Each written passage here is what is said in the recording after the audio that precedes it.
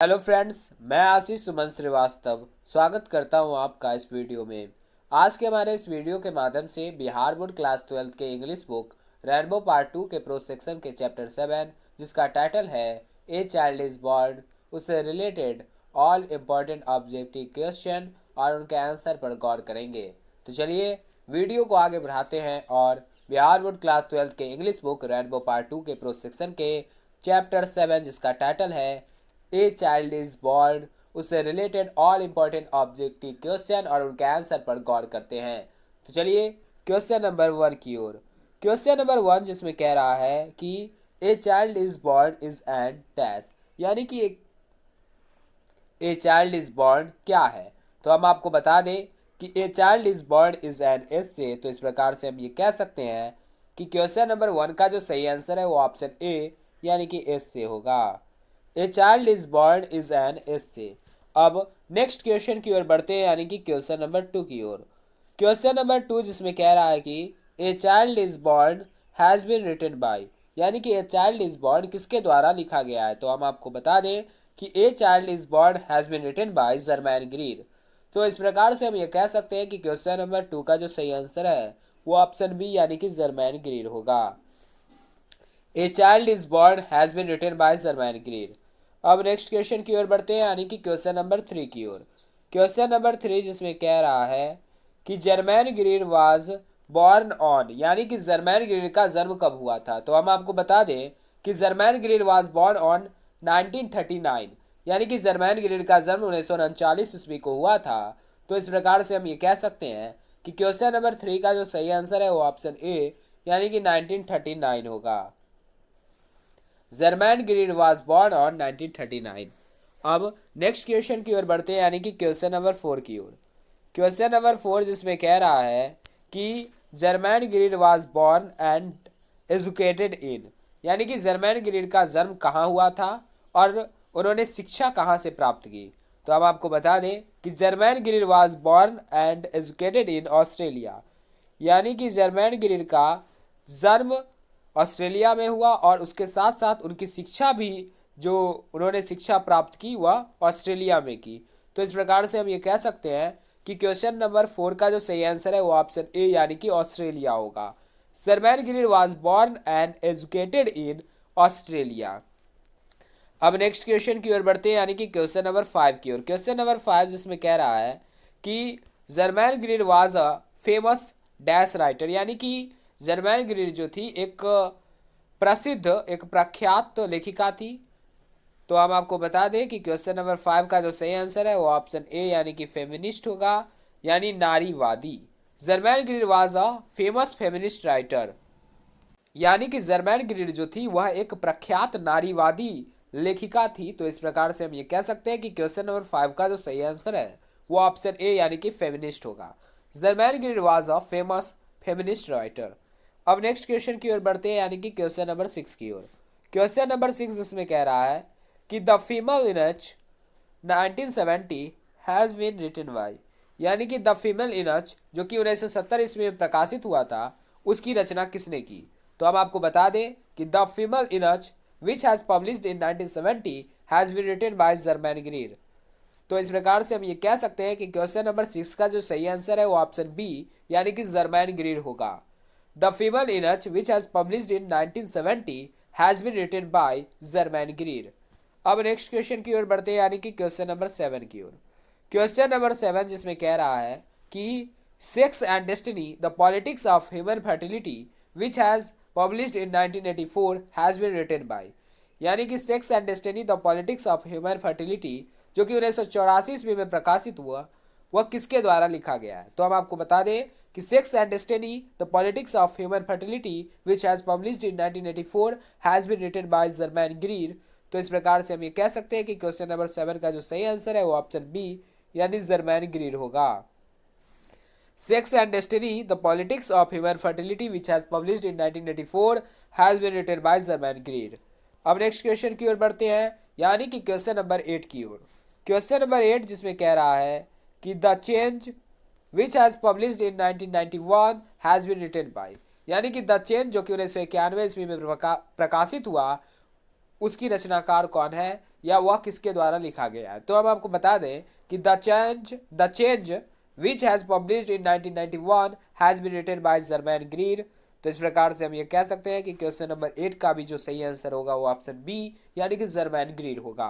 The change which has published in 1991 has been written by Germaine Greer. अब next question की ओर बढ़ते हैं यानी कि क्वेश्चन नंबर 9 की ओर। क्वेश्चन नंबर 9 जिसमें कह रहा है कि the present price a child is born is an extract from poets book. यानी कि जो प्रेजेंट पाइस है ए चाइल्ड इज बॉर्न वह जर्मैन ग्रीड के किस किताब से लिया गया एक उद्धरण है। तो अब आपको बता दें कि the present price A child is born an extract from poets book sex and destiny the politics of human fertility which has published in 1984। यानी कि यहाँ जो present price A child is born है वह जर्मैन ग्रीड के sex and destiny the politics of human fertility जो कि 1984 में प्रकाशित हुई उससे लिया गया है, उससे लिया गया एक उदाहरण है। तो इस प्रकार से हम ये कह सकते हैं कि क्वेश्चन नंबर 9 का जो सही आंसर है वो ऑप्शन ए यानी कि sex and destiny the politics of human fertility which has published in 1984 होगा। The present price A child is born is an extract from poets book sex and destiny the politics of human fertility which has published in 1984। अब next question की ओर बढ़ते हैं यानी कि question number 10 की ओर। Question number 10 जिसमें कह रहा है कि the sentence in many societies women still go forth from their mother's house at marriage to live with a mother in law has been taken from. यानी कि क्वेश्चन नंबर 10 में एक सेंटेंस दिया हुआ है। सेंटेंस है कि in many societies women still go forth from their mother's house at marriage to live with a mother in law. तो यह सेंटेंस किसके द्वारा या किस रिलेशन के द्वारा लिया गया है। तो हम आपको बता दें कि the sentence in many societies women still go forth from their mother's house at marriage to live with a mother in law has been taken from a child is born. तो इस प्रकार से हम ये कह सकते हैं कि क्वेश्चन नंबर 10 का जो सही आंसर है वो ऑप्शन ए यानी कि ए चाइल्ड इज बॉर्न होगा। The sentence in many societies women still go forth from their mother's house at marriage to live with a mother-in-law has been taken from a child is born। अब next question की ओर बढ़ते हैं यानी कि question number 11 की ओर। Question number 11 जिसमें कह रहा है कि a dash woman has to observe various taboos rituals and customs। यानी कि किस महिला को बहुत सारे रीति रिवाज का पालन करना पड़ता है। तो हम आपको बता दें कि a pregnant women has to observe various taboos rituals and customs. यानी कि एक प्रेग्नेंट औरत को प्रेग्नेंट महिला को बहुत सारे रीति रिवाजों का पालन करना होता है। तो इस प्रकार से हम ये कह सकते हैं कि क्वेश्चन नंबर 11 का जो सही आंसर है वो ऑप्शन सी यानी कि प्रेग्नेंट होगा। A pregnant women has to observe various taboos rituals and customs. अब नेक्स्ट क्वेश्चन की ओर बढ़ते हैं यानी कि क्वेश्चन नंबर 12 की ओर। क्वेश्चन नंबर 12 जिसमें कह रहा है कि the voices of a few women raised in warning can not be heard dash. यानी कि कुछ महिलाओं की चेतावनी रूपी बातों को नहीं सुना जा सकता है किसके दौरान। तो the voices of a few men raised in warning cannot be heard over the humming and throbbing of our machines। यानी कि क्वेश्चन नंबर 12 का जो सही आंसर होगा वो ऑप्शन सी यानी कि over the humming and throbbing of our machines होगा। The voices of a women raised in warning can not be heard over the humming and throbbing of our machines. यानी कि कुछ महिलाओं की चिंता रूपी बातों को नहीं सुना जा सकता है जब हम मशीन का प्रयोग करते हैं, टेक्नोलॉजी का प्रयोग करते हैं। तो वही कह रहा है कि the voices of few women raised in warning can not be heard over the humming and throbbing of our machines. यानी कि कुछ महिलाओं के चिंता रूपी आवाज़ को, चिंता रूपी बात को नहीं सुना जा सकता है जब हम मशीन का यूज़ करते हैं, जब मशीन की गड़गड़ाहट होती है तब। अब नेक्स्ट क्वेश्चन की ओर बढ़ते हैं, यानी कि क्वेश्चन नंबर 13 की ओर। क्वेश्चन नंबर 13 जिसमें कह रहा है कि on the occasion musical programme is given by, यानी किसी अवसर पर जो म्यूजिकल प्रोग्राम होता है, यानी संगीत प्रोग्राम जो होता है वह किसके द्वारा किया जाता है। तो हम आपको बता दें कि on the occasion musical programme is given by the women and girls, यानी कि किसी अवसर पर जो संगीत का प्रोग्राम होता है वह किसी महिला और लड़की के द्वारा किया जाता है। तो इस प्रकार से हम ये कह सकते हैं कि क्वेश्चन नंबर 13 का जो सही आंसर है वो ऑप्शन सी, यानी कि by the women and girls होगा। On the occasion musical programme is given by the women and girls. तो इस प्रकार से हम ये कह सकते हैं कि क्वेश्चन नंबर 13 का जो सही आंसर है वो ऑप्शन सी, यानी कि by the women and girls होगा। On the occasion musical programme is given by the women and girls. अब नेक्स्ट क्वेश्चन की ओर बढ़ते हैं, यानी कि क्वेश्चन नंबर 14 की ओर। क्वेश्चन नंबर 14 जिसमें कह रहा है कि द सेरेमनी इज हेल्ड, यानी कि समारोह किया जाता है कब, ओनली फॉर बॉय या ओनली फॉर गर्ल या फॉर बोथ या नन ऑफ दिस, यानी कि समारोह जो है कब किया जाता है, किसके लिए किया जाता है। तो क्या समारोह सिर्फ लड़कों के लिए किया जाता है या लड़कियों के लिए भी किया जाता है या दोनों के लिए किया जाता है। तो हम आपको बता दें कि the ceremony is held for both. For both से हमारा मतलब बॉय से भी है और गर्ल से, दोनों से है। यानी कि जब एक लड़का या लड़की जन्म लेती है तो समारोह का आयोजन किया जाता है। तो इस प्रकार से हम ये कह सकते हैं कि क्वेश्चन नंबर 14 का जो सही आंसर है वो ऑप्शन सी, यानी फॉर बॉथ होगा। फॉर बॉथ से हमारा मतलब बॉय एंड गर्ल दोनों से है। तो इस प्रकार से हम यह कह सकते हैं कि क्वेश्चन नंबर 14 का जो सही आंसर है वो ऑप्शन सी, यानी कि फॉर बॉथ होगा। The ceremony is held for both. अब नेक्स्ट क्वेश्चन की ओर बढ़ते हैं, यानी कि क्वेश्चन नंबर 15 की ओर। क्वेश्चन नंबर 15 जिसमें कह रहा है कि in Bangladesh children are looked after by the, यानी कि बांग्लादेश में बच्चे को देखा जाता है किसके द्वारा।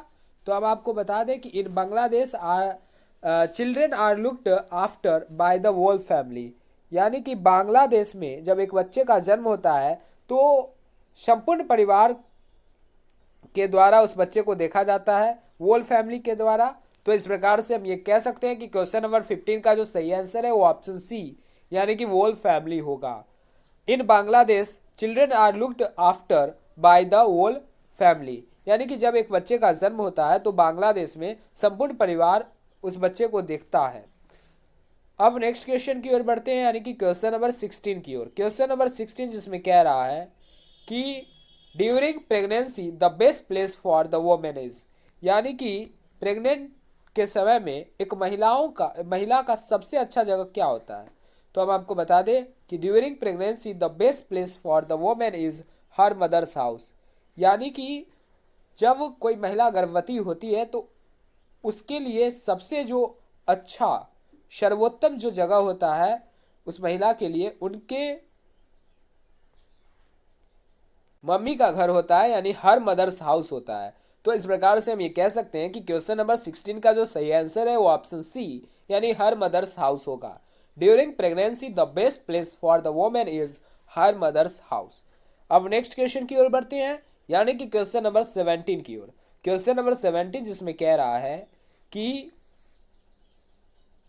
During pregnancy a women prefers her mother's house because, यानी कि प्रेगनेंसी के समय में एक महिला को उनके मम्मी के घर में भेज दिया जाता है, घर पर भेज दिया जाता है या भेजा जाता है। इसका कारण क्या है, क्यों।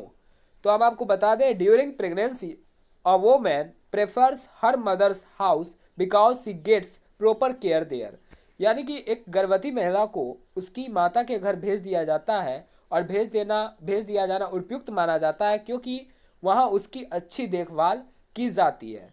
तो इस प्रकार से हम ये कह सकते हैं कि क्वेश्चन नंबर 17 का जो सही आंसर है वो ऑप्शन ए, यानी कि she gets proper care there होगा। During pregnancy a woman prefers her mother's house because she gets proper care there. अब नेक्स्ट क्वेश्चन की ओर बढ़ते हैं, यानी कि क्वेश्चन नंबर 18 की ओर। क्वेश्चन नंबर 18 जिसमें कह रहा है कि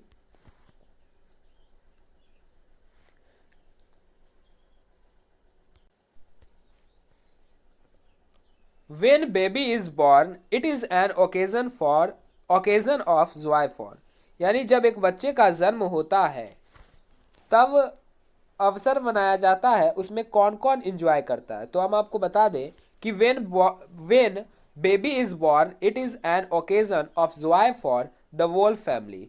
जब एक बच्चे का जन्म होता है तो वह अवसर जो आता है वह संपूर्ण परिवार के आनंद का पल होता है। तो इस प्रकार से हम ये कह सकते हैं कि क्वेश्चन नंबर 18 का जो सही आंसर है वो ऑप्शन डी यानी कि द होल फैमिली होगा। When baby is born, it is an occasion of joy for the whole family। यानी कि जब एक बच्चे का जन्म होता है तो संपूर्ण परिवार यानी पूरा जो परिवार होता है उसके खुशी होने या आनंद लेने का पल होता है। तो इस प्रकार से हम ये कह सकते हैं कि क्वेश्चन नंबर 18 का जो सही आंसर है वो ऑप्शन डी यानी द होल फैमिली होगा। When baby is born, it is an occasion of joy for the whole family। अब नेक्स्ट क्वेश्चन की ओर बढ़ते हैं यानी कि क्वेश्चन नंबर 19 की ओर। क्वेश्चन नंबर 19 जिसमें कह रहा है कि the naming ceremony is held when the baby is, यानी एक बच्चा कितने दिनों का होता है जब उसका नामकरण संस्कार किया जाता है। तो हम आपको बता दें कि the naming ceremony is held when the baby is 7 days old, यानी जब एक बच्चा जन्म लेने के बाद 7 दिन का होता है तो उसका नामकरण संस्कार होता है यानी कि उसका नाम रखा जाता है। तो the naming ceremony is held when the baby is 7 days old. तो इस प्रकार से हम ये कह सकते हैं कि क्वेश्चन नंबर 19 का जो सही आंसर है वो ऑप्शन ए यानी 7 डेज ओल्ड होगा। The naming ceremony is held when the baby is 7 days old. अब नेक्स्ट क्वेश्चन की ओर बढ़ते हैं यानी कि क्वेश्चन नंबर 20 की ओर। क्वेश्चन नंबर 20 जिसमें कह रहा है कि new clothes are bought for, यानी नए कपड़े लाए जाते हैं किसके लिए। तो हम आपको बता दें कि जब एक बच्चे का जन्म होता है, ए चाइल्ड इज बॉर्न होता है, तो नए कपड़े लाए जाते हैं बच्चे के लिए भी और उनकी मम्मी के लिए भी। तो इस प्रकार से हम ये कह सकते हैं कि क्वेश्चन नंबर 20 का जो सही आंसर है वो ऑप्शन सी यानी बॉथ होगा। यहाँ बॉथ से हमारा मतलब ऑप्शन ए एंड बी दोनों से है। ए का मतलब बेबी से है और बी का मतलब मदर से है। तो इस प्रकार से हम ये कह सकते हैं कि new clothes are bought for both, यानी बेबी एंड मदर ऑल्सो। तो इस प्रकार से हम ये कह सकते हैं कि क्वेश्चन नंबर 20 का जो सही आंसर है वो ऑप्शन सी यानी बॉथ होगा, जहां बॉथ से हमारा मतलब द बेबी और द मदर से है। यानी कि जब एक बच्चे का जन्म होता है तो नए कपड़े लाए जाते हैं बेबी के लिए, जो जिसका जन्म होता है उसके लिए भी और उसकी माँ के लिए भी। तो इस प्रकार से हम ये कह सकते हैं कि new clothes are bought for both. अब नेक्स्ट क्वेश्चन की ओर बढ़ते हैं यानी कि क्वेश्चन नंबर 21 की ओर। क्वेश्चन नंबर 21 जिसमें कह रहा है कि in traditional society a pregnant women is primarily supported by, यानी कि एक परंपरागत समाज में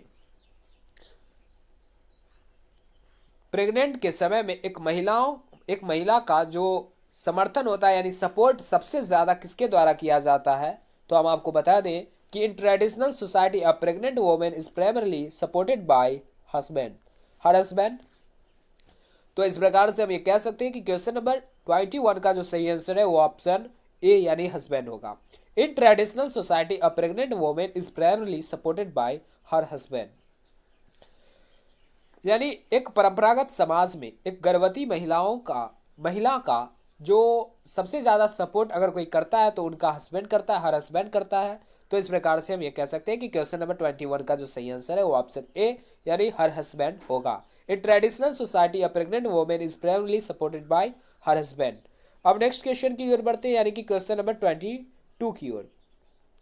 क्वेश्चन नंबर 22 जिसमें कह रहा है कि in Bangladesh Rupkatha is a kind of, यानी कि बांग्लादेश में रूप ठोका जो होता है वो क्या होता है। तो अब आपको बता दें कि in Bangladesh Rupkatha is a kind of fairy tales, यानी कि बांग्लादेश में रूप ठोका जो है एक प्रकार की परी कथाएं होती है। तो इस प्रकार से हम ये कह सकते हैं कि क्वेश्चन नंबर 22 का जो सही आंसर है वो ऑप्शन सी यानी कि फेरी टेल्स होगा।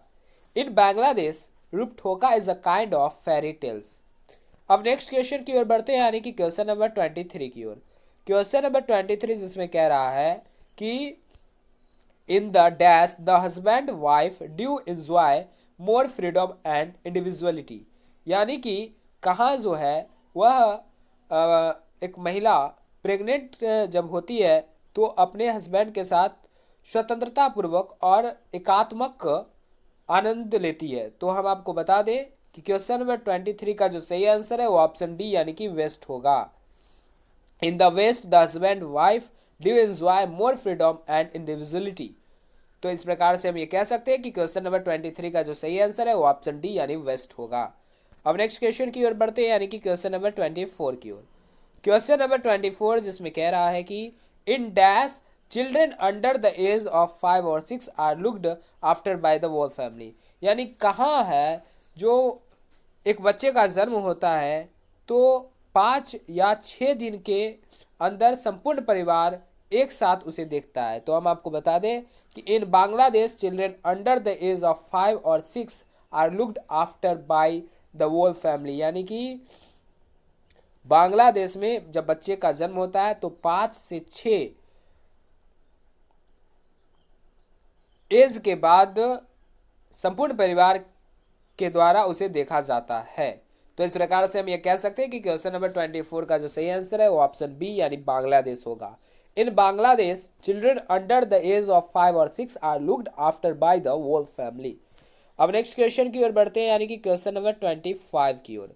क्वेश्चन नंबर 25 जो इस वीडियो और इस लेसन का लास्ट इंपॉर्टेंट ऑब्जेक्टिव क्वेश्चन है जिसमें कह रहा है कि garlands of dash were given to a new baby. यानी कि जब एक नए बच्चे का जन्म होता है तो उसे माला पहनाई जाती है। किसकी? तो हम आपको बता दें टर्मरिक एंड गार्लिक की। तो इस प्रकार से हम ये कह सकते हैं कि क्वेश्चन नंबर 25 का जो सही आंसर है वो ऑप्शन बी यानी कि टर्मरिक एंड गार्लिक होगा। Garlands of turmeric and garlic were given to a new baby. यानी कि जब एक नए बच्चे का जन्म होता है तो उसे लहसुन और हल्दी और लहसुन का माला दिया जाता है या पहनाया जाता है। तो इस प्रकार से हम ये कह सकते हैं कि क्वेश्चन नंबर 25 का जो सही आंसर है वो ऑप्शन बी यानी टर्मरिक एंड गार्लिक होगा। Garlands of turmeric and garlic were given to a new baby. यानी जब एक नए बच्चे का जन्म होता है, जब एक बच्चे का जन्म होता है तो उसे हल्दी और लहसुन की माला दी जाती है या पहनाई जाती है। तो इस प्रकार से हम ये कह सकते हैं कि क्वेश्चन नंबर 25 जो इस वीडियो और इस लेसन का लास्ट इंपॉर्टेंट ऑब्जेक्टिव क्वेश्चन है उसका जो सही आंसर होगा वो ऑप्शन बी यानी टर्मरिक एंड गार्लिक होगा। Garlands of turmeric and garlic were given to a new baby.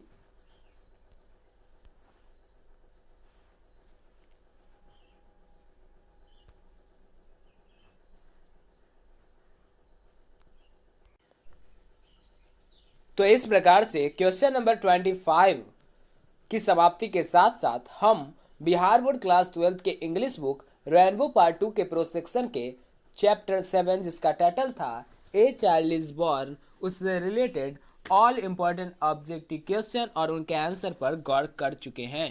अब अगले वीडियो में हम बिहार बोर्ड क्लास 12 के इंग्लिश बुक रेनबो पार्ट 2 के प्रोसेक्शन के चैप्टर 8 जिसका टाइटल है how free is the press उससे related all important objective question और उनके आंसर पर गौर करेंगे।